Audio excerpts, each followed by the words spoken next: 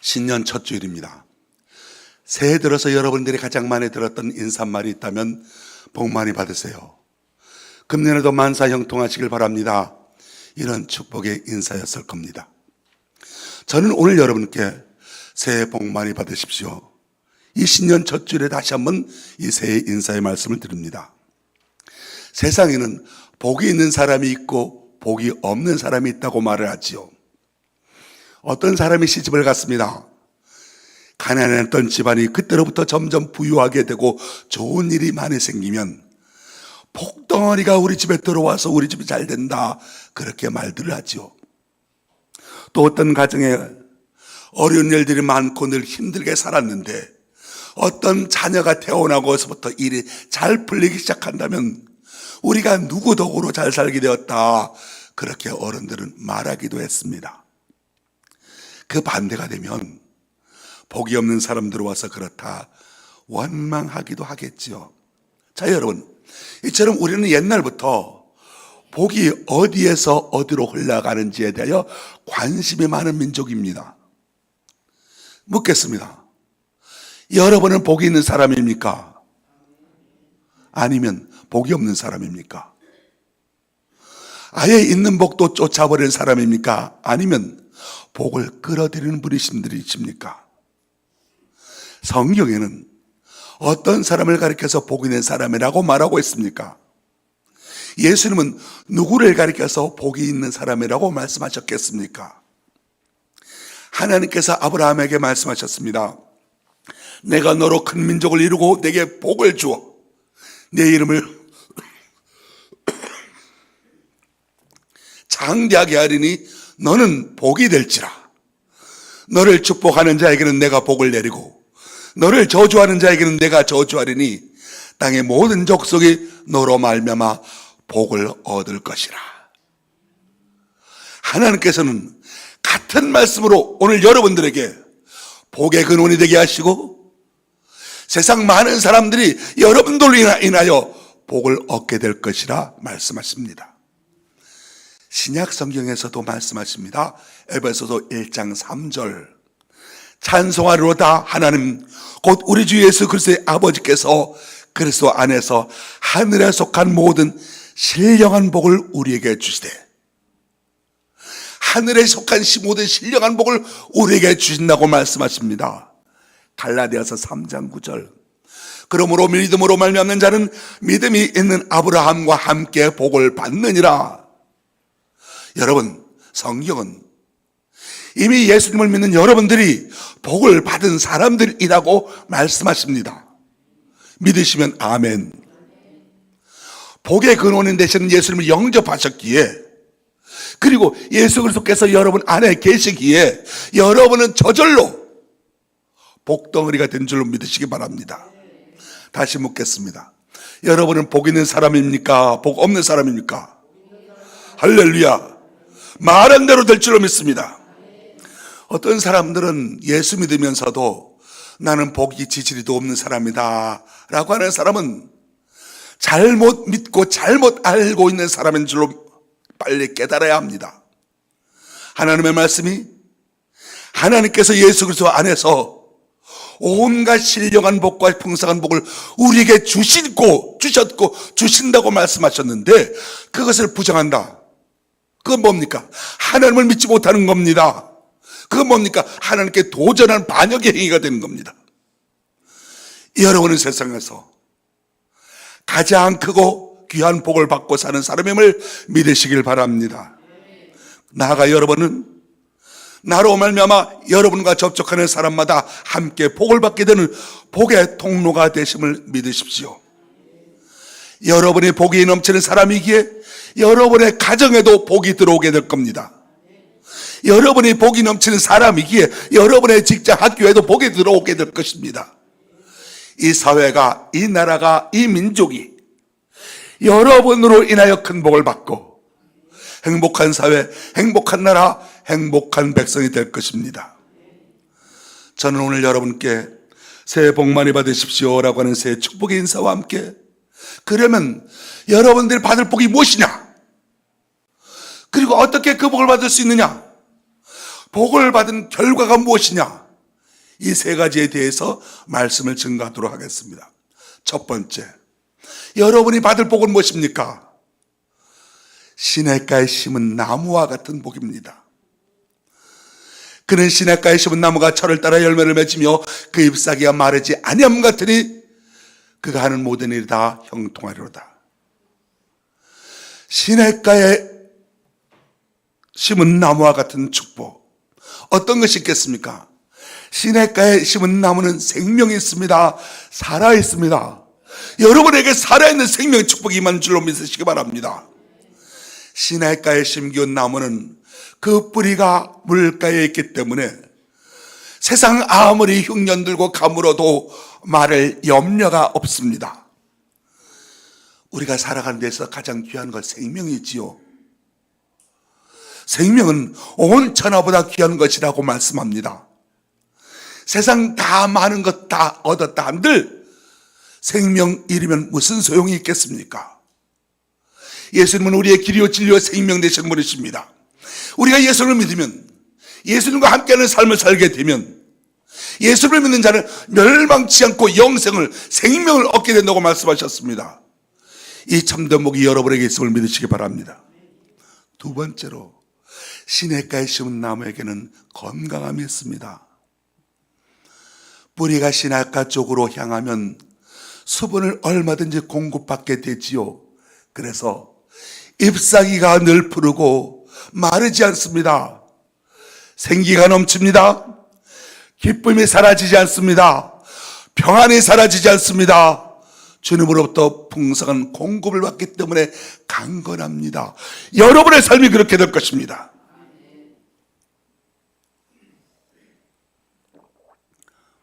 건강하게 살아가는 것 복이지요. 가족이 건강하게 사는 것도 축복이지요. 돈을 잃는 것은 조금 잃는 것이고, 명예를 잃는 것은 많이 잃는 것이고, 건강을 잃는 것은 전부를 잃는 것이다라고 하는 속담이 있습니다. 건강하면 다시 무엇이든 할 수 있다는 말도 지당한 말이지요. 건강이 큰 미천이고 건강의 축복입니다. 새해 여러분에게 시냇가에 심은 나무와 같은 건강의 축복이 있게 되길 주님의 이름으로 축원합니다. 세 번째로, 시냇가에 심은 나무에게는 부요함이 있습니다. 철을 따라 열매를 맺는다고 말씀하고 있습니다. 철을 따라 열매를 맺는다. 그 행사가 다 형통한다는 말이지요. 재물은 하나님이 주시는 복입니다. 재물은 하나님을 섬기고 선한 일을 하는데 꼭 필요합니다. 가난은 개인이나 교회나 국가적으로 반드시 극복해야 할 중대한 과제이지요. 철을 따라 열매를 맺게 하시는 하나님, 시냇가에 심은 나무와 같은 부유함이 올해 여러분에게 있게 되길 바랍니다. 네 번째로, 시냇가에 심은 나무는 주는 것이 있습니다. 운치를 줍니다. 산소를 공급해 줍니다. 그늘을 줍니다. 열매를 줍니다. 언젠가는 좋은 목재를 줍니다. 날마다 주고 항상 주고 영원히 줍니다. 무엇이 복이겠습니까? 시냇가에 심은 나무같이 생명과 건강과 부유를 주는 삶, 바로 이러한 복이 하나님께로부터 여러분에게 임하여 누리게 되시길 주님의 이름으로 축원합니다. 그러면 이런 시냇가에 심은 나무와 같은 복을 어떻게 우리가 누릴 수 있겠습니까? 성경은 우리에게 그것을 알려주십니다. 복 있는 사람이 되려고 하면 우리가 어떻게 해야 할 것인지를 자세하게 말씀하고 있는데, 하지 말아야 할 것과 해야 할 것을 알려주고 있습니다. 하지 말아야 할 것은 세 가지입니다. 1편 1절. 악인의 길을 따르지 말라 말씀합니다. 1절 말씀을 보십시오. 복 있는 사람은 어떤 사람입니까? 시편 1편 1절 읽어봅니다. 복 있는 사람은 악인들의 길을 따르지 아니하고 죄인들의 길에 서지 아니하며 오만한 자의 자리에 앉지 아니하고, 여기 아니하며 아니하고 하지 말아야 될 것 세 가지를 말씀합니다. 무엇입니까? 악인의 꾀를 따르지 말고 죄인의 길에 서지 말고 오만한 자의 자리에 앉지 말라. 그것이 복 있는 사람이 해야 할 자세라고 말씀합니다. 이 말씀은 점층법으로 되어 있습니다. 강도를 점점 넓혀가면서 확장하는 것을 점층법이라고 하지요. 작고 약하고 좁은 곳에서 크고 강하고 넓은 것으로 표현이 확대되어 가고 있습니다. 악인의 꾀를 따른다. 뭡니까? 악인의 꾀에 동조한다. 악인의 생각에 동참한다. 악한 사람과 뜻을 같이 한다라고 하는 겁니다. 악한 사람과 같이 하는 것, 그것은 복을 받지 못하는 사람이 된다는 것이죠. 꾀라고 하는 말, 유혹이라고 하는 뜻이 담겨져 있습니다. 악한 사람들, 악한 행위로, 악한 뜻으로 사람을 끌어들인다는 겁니다. 악인의 꾀는 무엇일까요? 악인의 생각, 악인의 말, 악인의 사상, 이것을 악인들의 꾀라고 하는데, 악인들의 사상은 무엇입니까? 많은 것들을 한마디로 정리해보면 하나님이 없이 살아가는 것, 하나님 모르고 살아가는 것, 하나님이 없다는 사상을 한마디로 말해서 악인의 꾀라고 말합니다. 시편 10편 4절. 악인은 그의 교만한 얼굴로 말하기를 여호와께서 이를 감찰하지 아니하신다며 그의 모든 사상에 하나님이 없다 하느니라. 악인은 그의 모든 생각 사상이 하나님이 없다는 대로 모여진다는 것이죠. 그래서 복 있는 사람은 어떤 사람이냐? 하나님을 부인하게 만드는 그런 꾀, 그런 말, 그런 사상, 그런 생각을 따르지 아니하고라고 말씀하는 겁니다. 복 있는 사람은 악인의 꾀임에 넘어가지 않습니다. 오늘 여러분이 복 있는 사람이라고 이미 말씀드렸습니다. 왜 복 있는 사람이겠습니까? 여러분이 이미 복 있는 사람이기에 그런 악인의 꾀에 따르지 아니하였기에 오늘 이 자리에 앉아 계심을 믿으시기 바랍니다. 두 번째, 복 있는 사람이 되기 위해서는, 시냇가에 심은 나무와 같은 삶을 살기 위해서는 죄인의 길에 서지 아니하고라고 말씀합니다.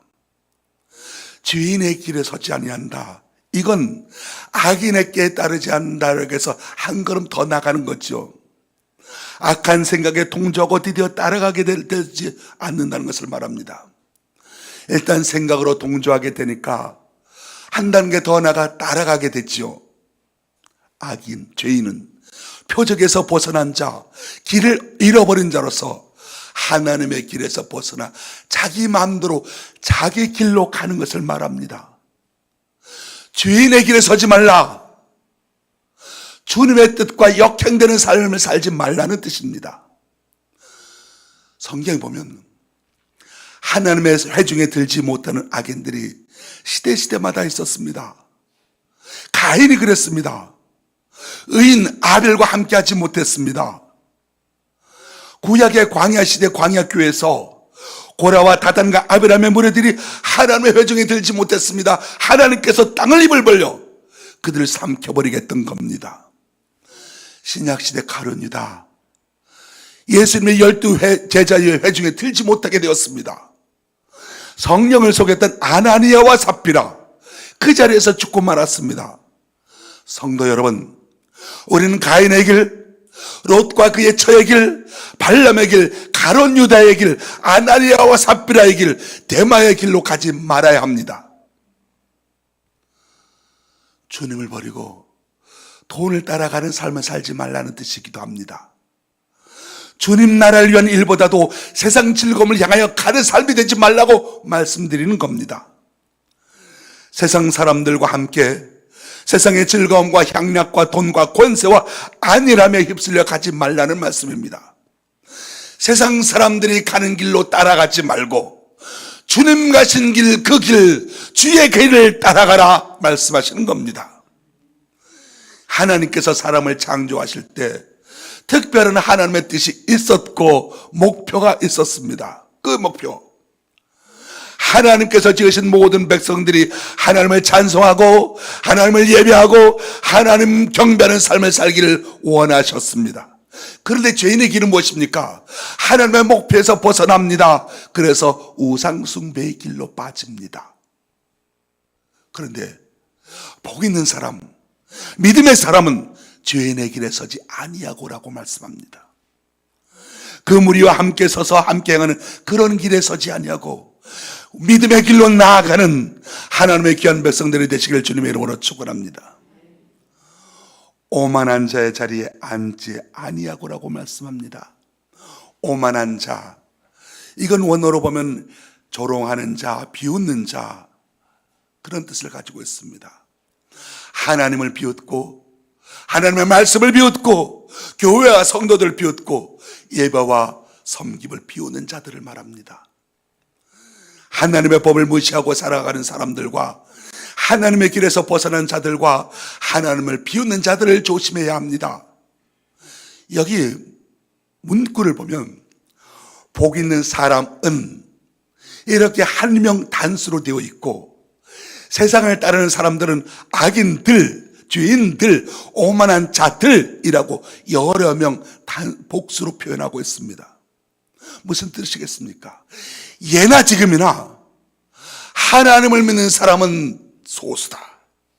10명이 하나, 20명이 하나, 그렇게 희소성을 반영하고 있죠. 복 있는 사람은 어떤 사람입니까? 세상과 다른 길을 가는 사람을 말합니다. 여기서 우리가 무엇을 기억해야 하겠습니까? 악인의 생각에 먼저 동조하지 말라는 겁니다. 악인의 생각에 동조하면 따라가게 되니까요. 그렇습니다. 악한 생각을 자꾸 하게 되면 그 생각을 따라가게 됩니다. 그 생각이 커지게 됩니다. 그러면 어떻게 되겠습니까? 나도 모르게 악한 사람이 되어가는 것이지요. 정치인 중에 보면, 여러분들이 잘 아는 정치인 중에도 보면 잘 나가다가도 어느 날 성범죄 하나 때문에, 어떤 범죄 하나 때문에 하루아침에 정치 인생 끝나는 사람 많이 있지 않습니까? 자, 여러분, 근데 그것이 어쩌다 한 번이 아니라는 겁니다. 무수히 죄를 지은 그 과정 속에서 어느 순간 덜미가 잡히게 된 거죠.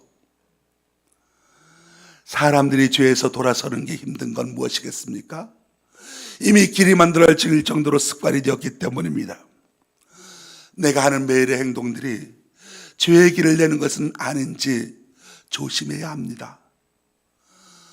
오만한 자의 길에서 서지, 오만한 자들의 자리에 앉지 아니하고, 그렇습니다. 이 오만함이라는 것이 우리 인간에게 너무나도 쉽게 나타나는 본성이기도 합니다. 겸손해 보이는 그 사람에게마저도 무심코 오만함이 튀어나오는 것을 보게 되지 않습니까? 오만함이라는 것은 우리 사람에게 있어서 해가 동쪽에서 뜨는 것만큼이나 자연스러운 겁니다. 사실 사람이 얼마나 하찮은 것으로, 얼마나 시시한 것 때문에 쉽게 오만해지는지 모릅니다. 너무나도 쉽게 오만에 빠지는 것을 봅니다. 그 오만의 치명성, 하나님을 인정하지 않게 된다는 것이고, 하나님의 자리에 자기가 앉게 된다는 것이고, 하나님께 사실 판단을 자기가 해야 한다는 데 있습니다. 티끌 같은 인간이 하나님을 자기 머리로 판단하고 자신의 생각을 떠들며 살아간다는 것, 악인들, 죄인들, 오만한 자들이 세상에 많다는 건 그만큼 인간의 자연스러운 본성이기라는 것이지요. 이 길을 따르지 않는 것이 어찌 쉬웠겠습니까? 그러나 사랑하는 성도 여러분, 여러분들이 복이 되는 이유는 무엇이겠습니까? 오늘 찬양 인도하면서 전 멘트가 하나님의 은혜로 여기 있게 되었다는 우리 그 말을 들었습니다. 얼마나 가슴이 뭉클해지는지요. 바로 하나님의 은혜가 오늘 여러분을 붙들어 주셨기에 여러분이 하나님의 복 있는 자가 되었고, 다른 길로 가지 아니하고 주의 길, 생명의 길로 걷는 여러분 되신 줄로 믿으시기 바랍니다. 수많은 악인들에 둘러싸여서도 그 길을 따르지 않는 자가 복 있는 사람입니다. 요셉을 보십시오. 하나님 앞에서 살았습니다. 죄를 대항하고 살았습니다. 다니엘과 세 친구, 죄가 되는 음식은 아무리 맛있는 것이라도 먹지 않았습니다. 악한 사람의 길을 따르지 않냐고, 그들의 길에 서지 않냐고, 그들의 자리에 앉지 않게 되시길 바랍니다.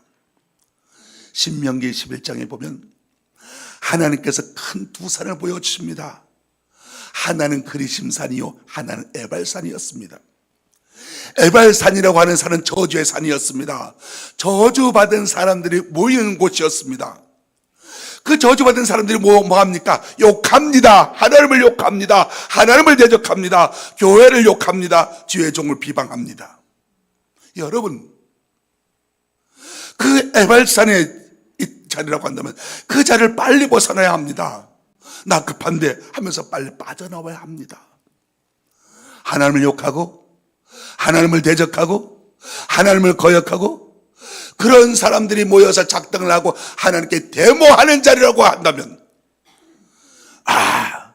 이런 자리였구나라고 하면서 빨리 깨닫고 단호하게 그 자리에서 나와야 한다는 것, 신명기 11장의 말씀입니다. 왜? 그 자리에 함께 앉아있다가 함께 심판받고 함께 멸망받기 때문입니다. 또 하나, 하나님께서 보여주신 산은 그리심산이 있었습니다. 이 산은 축복의 사람이 모이는 곳이었습니다. 축복의 산, 축복을 선포하는 산, 그곳에는 복받은 사람들이 모이는 곳이었습니다. 사랑하는 성도 여러분, 저와 여러분은 그리심산의 자리에 있게 되길 바랍니다. 하나님을 모시고 하나님을 경외하고 하나님을 경배하는 그 자리의 주인공이 되시길 주의 이름으로 축원합니다. 여러분이 복 있는 사람이라고 말씀드렸습니다. 왜 복 있는 사람이겠습니까? 오늘 여러분이 어디에 앉아 있습니까? 복 있는 자리에 앉아 있습니다. 오만한 자리에 앉지 않냐고, 하나님을 찬송하는 자리에, 하나님을 예배하는 자리, 하나님의 말씀을 듣는 자리, 하나님의 말씀에 순종하는 자리에 지금 여러분이 앉아 있습니다. 그래서 여러분이 복 있는 사람이고 그것을 알라고 말씀을 드렸던 겁니다.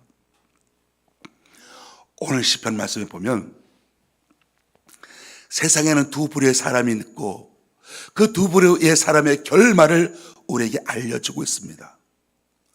하나님을 따르는 사람에게 주신 복, 세상을 따르는 악인들에게 임하는 저주를 말합니다. 이 대조를 통해서 우리에게 무엇을 말해주고 있습니까? 두 가지 중에 선택을 하라는 겁니다. 우리와 함께 사랑하는 가족 성도 여러분, 올 한해 아니하고를 잘하시기 바랍니다. 무엇입니까? 악인의 길을 따르지 아니하며 죄인의 길에 서지 아니하며 오만한 자리에 앉지 아니하고를 잘하시기 바랍니다. 2026년 이것을 실천해서 복 있는 사람, 복의 삶에 들어가게 되시기를 주님의 이름으로 축원합니다.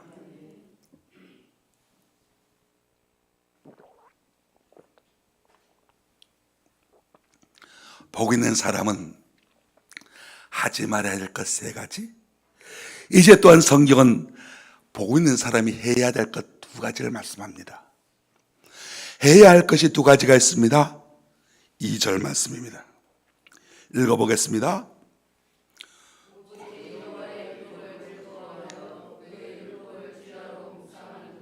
아멘. 해야 할 것 두 가지, 오직 여호와의 율법을 즐거워하라는 것입니다. 여호와의 율법이라고 하는 것은 하나님의 말씀을 말합니다. 성경 말씀을 말합니다. 복 있는 사람은 하나님의 말씀을 즐거워하면서 산다는 것이죠. 성경이 즐거워지고 하나님의 말씀을 듣는 것이 즐거워져야 됩니다. 그렇습니다. 복 있는 사람은 하나님의 말씀이 들려질 때 그 말씀으로 인하여 심히 기뻐할 줄 알아줍니다. 마치 스펀지가 물을 빨아들듯이 하나님의 말씀을 들을 때 그 말씀이 내 가슴 속에 받아들여져야 하는 겁니다. 생각해 보십시오. 우리가 구원을 어떻게 받습니까? 말씀을 들음으로 구원받게 되는 것 아니겠습니까? 하나님의 말씀을 들을 때 그 말씀을 받아들이게 되고 구원을 받는 것 아니겠습니까? 말씀을 통해서 우리가 구원을 받습니다. 말씀을 통해서 우리가 하나님의 뜻을 깨닫게 됩니다. 우리가 세상 살다가 연약해지고 힘들 때마다 우리가 이 하나님의 말씀을 통해서 다시 위로를 받고 힘을 얻게 됩니다. 우리가 말씀을 공급받음으로 이 세상을 이기는 능력 있는 승리자의 삶을 살게 되는 겁니다. 그렇습니다. 우리가 하나님께서 주시는 복 있는 삶을 살길 원한다면 그것은 다 하나님의 말씀을 귀하게 받아들이고 그렇게 받아들일 수 있기 때문에 복 있는 사람으로 살게 되는 겁니다. 그래서 시편 기자는 말씀이 나의 즐거움이 되었다고 고백하고 있습니다. 말씀을 통한 축복을 맛보았기에 주의 말씀이 어찌 그리 내게 단지요 내 입의 꿀보다 더 단이다. 시편 119편 103절 말씀하고 있습니다. 우리 주님께서 말씀하십니다. 사람이 떡으로만 사는 것이 아니요 하나님의 입으로부터 나오는 모든 말씀으로 산다고 말씀하십니다. 성경은 생명의 말씀입니다. 성경은 은혜와 축복과 능력의 말씀입니다. 우리에게 구원의 확신을 주고 바르고 의롭고 선하게 살게 해줍니다. 하나님의 말씀을 즐거워하시기 바랍니다. 모든 예배에 하나님의 말씀이 있습니다. 새벽 기도회, 목장 모임들 하나님의 말씀이 있게 하십시오. 즐겁게 참석하게 되시기 바랍니다. 또한 복 있는 사람이 해야 될 것 두 번째, 그 율법을 주야로 묵상하는 자라고 말씀합니다. 하나님의 말씀의 즐거움을 갖고서 항상 그 말씀을 묵상하고 살라는 것이지요. 묵상하다는 것은 말하다, 속삭인다라는 뜻이 있습니다.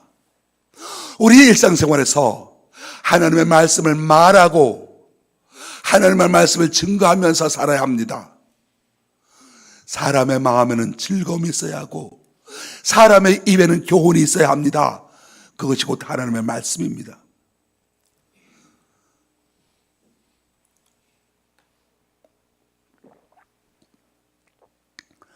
어떤 설문조사의 기관의 조사에 의하면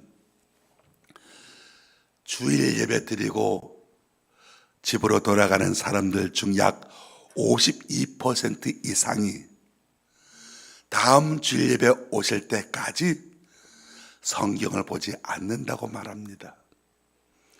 예배 시간만 성경을 펴본다는 거지요. 한 주간 내내 성경을 읽지 않고 살다가 다음 주일 교회에 와서 성경을 펼쳐본다고 합니다. TV 연속극 드라마 바쁜 일이 있어도 만사 제쳐놓고 빠지지 않고 매번 보면서도 하나님의 말씀은 한 주간 내내 한 줄도 읽지 않고 산다면 어찌 복 있는 사람이라고 말할 수가 있겠습니까?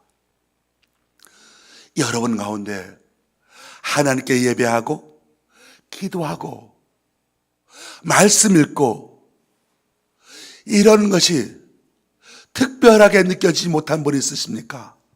예배하는 것, 성경 읽는 것, 기도하는 것 이것이 지루하게 느껴지는 분이 있으십니까? 오랫동안 신앙생활을 해왔다고 하면서도 신앙생활에 자기 신앙생활에 만족하지 못하시는 이유가 무엇이겠습니까? 바로 한 주간 생활 속에서 하나님의 말씀에 붙잡힘이 없이 살아가고 있기 때문입니다. 마리아가 주의 발 앞에 앉아 주의 말씀을 사모하며 들었습니다. 그리고 그 복을 빼앗기지 않냐라고 한다고 주님께서 말씀하셨습니다. 우리도 주님 앞으로 나와 매일 말씀을 듣는 시간, 한 주간 삶 속에서 하나님의 말씀에 매여 살아가는 시간, 붙잡힘을 받는 시간이 있어야 하겠습니다. 그래야 하나님과 바른 관계를 맺을 수가 있게 되고, 그러면 여러분의 신앙생활이 더욱더 행복해지게 될 것입니다. 사실 1년에 성경 통독하는데 하루에 10분, 20분이면 족합니다.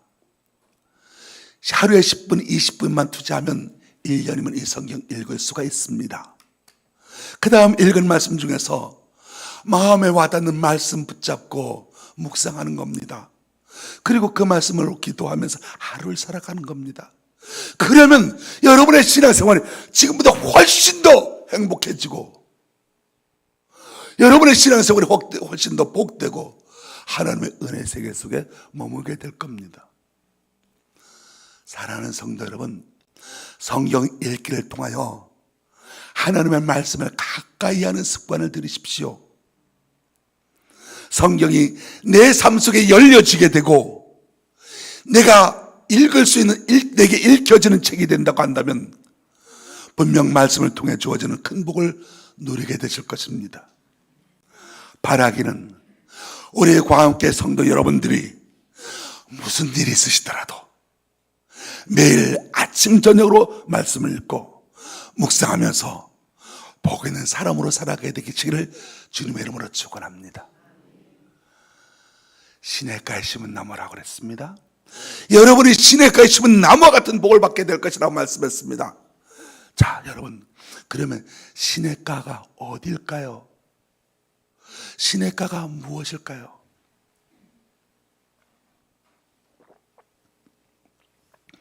브룬너라고 하는 신학자는 시냇가를 가리켜서 하나님의 말씀이 우리 성도들이 내려야 될, 뿌리 내려야 될 시냇가다라고 말했습니다.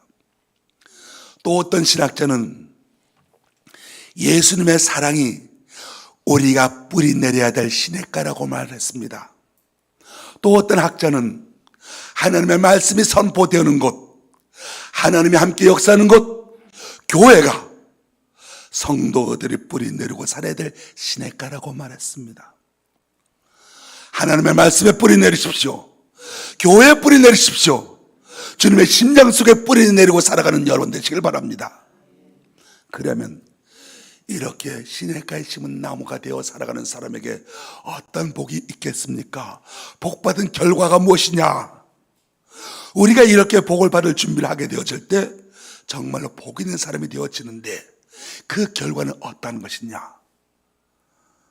3절 말씀을 읽어봅니다.